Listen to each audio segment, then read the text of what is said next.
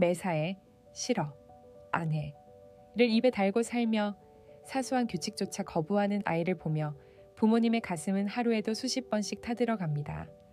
처음에는 단순한 사춘기인가 싶다가도 갈수록 심해지는 공격성과 반항적인 태도에 혹시 내가 교육을 잘못 시킨 건 아닐까 하는 자책과 함께 아이가 무서워지기까지 하죠. 하지만 기억하세요. 이것은 아이의 본성이 나빠서가 아니라 자신의 감정과 충동을 조절하는 뇌의 회로가 일시적인 과부하 상태에 빠진 반항장애의 신호일 수 있습니다. 반항장애는 단순히 말을 안 듣는 수준을 넘어 권위자에 대해 지속적으로 적대적이고 반항적인 태도를 보이는 상태를 말합니다. 아이의 뇌 안에서는 지금 감정의 불꽃이 제멋대로 튀고 있는데 이를 가라앉힐 브레이크가 아직 제대로 작동하지 않는 것이죠.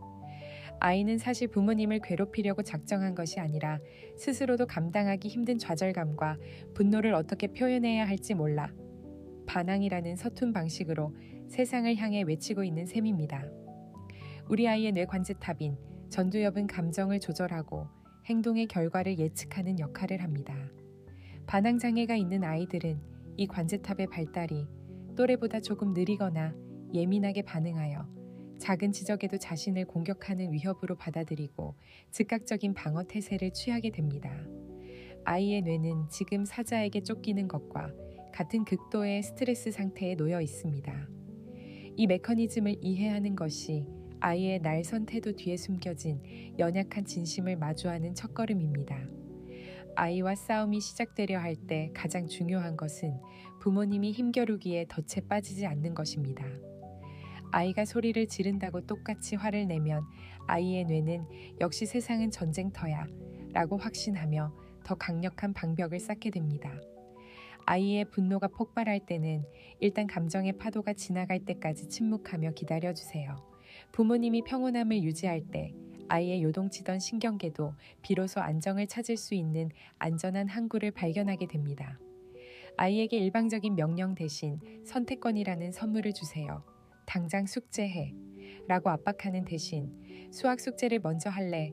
아니면 국어 숙제를 먼저 할래? 라고 물어보는 겁니다.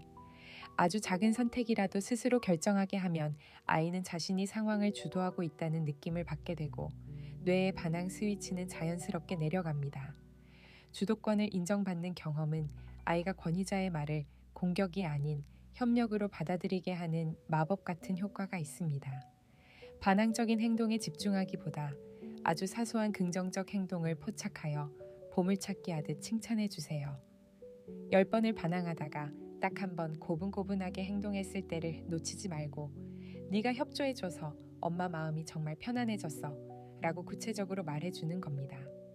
칭찬은 뇌의 도파민 보상 체계를 자극하여 아이가 좋은 행동을 하니 기분이 더 좋네 라고 느끼게 만듭니다.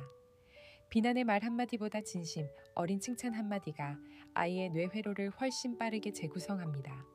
가정 내에서 명확하고 일관된 규칙을 세우되 그 과정에 아이를 참여시키세요. 규칙을 어겼을 때의 결과도 미리 정해두고 감정 섞인 꾸지람 대신 정해진 원칙대로 차분하게 이행하는 것이 중요합니다. 규칙이 예측 가능해질 때 아이의 뇌는 불안을 내려놓고 환경에 순응하는 법을 배웁니다. 부모님의 일관된 태도는 아이에게 흔들리지 않는 든든한 삶의 지지대가 되어주며 반항할 이유가 없는 평화로운 질서를 만들어줍니다. 아이의 넘치는 에너지를 건강하게 배출할 수 있는 신체 활동을 적극적으로 권장하세요. 운동은 뇌의 스트레스 호르몬을 줄이고 정서적 안정감을 주는 천연 진정제입니다. 특히 에너지를 마음껏 뿜어낼 수 있는 활동은 아이의 억눌린 공격성을 해소하고 성취감을 느끼게 해줍니다. 몸을 활발하게 움직이는 동안 아이의 뇌는 긍정적인 자극으로 가득 차게 되고 집으로 돌아왔을 때 부모님의 말씀에 훨씬 부드럽게 반응할 여유를 갖게 됩니다. 부모님 자신의 마음 돌봄을 절대 소홀히 하지 마세요. 반항하는 아이를 키우는 것은 엄청난 감정 소모를 동반하는 고된 작업입니다. 부모님이 지치고 화가 난 상태에서는 아이를 따뜻하게 안아줄 수 없습니다. 짧은 명상이나 취미 생활을 통해 부모님의 심리적 에너지를 먼저 충전하세요. 부모님의 마음이 맑은 호수처럼 평온할 때 그 평온함은 아이에게 그대로 전염되어 가정 전체의 공기를 바꿀 수 있는 치유의 에너지가 됩니다. 반항장애는 아이의 인생을 망치는 저주가 아니라 아이가 독립적인 존재로 성장하기 위해 겪는 진통의 한 과정일 뿐입니다. 오늘 알려드린 선택권 부여와 긍정적 강화의 습관들을 통해 아이의 거친 껍질 속에 숨겨진 보석 같은 가능성을 발견해 보세요. 긴 터널을 지나 아이가 누구보다 자신감 넘치고 타인과 소통할 줄 아는 멋진 성인으로 자라날 그날을 제가 진심으로 응원하겠습니다. 당신의 인내와 사랑은 아이의 세상을 바꾸는 가장 위대한 기적입니다.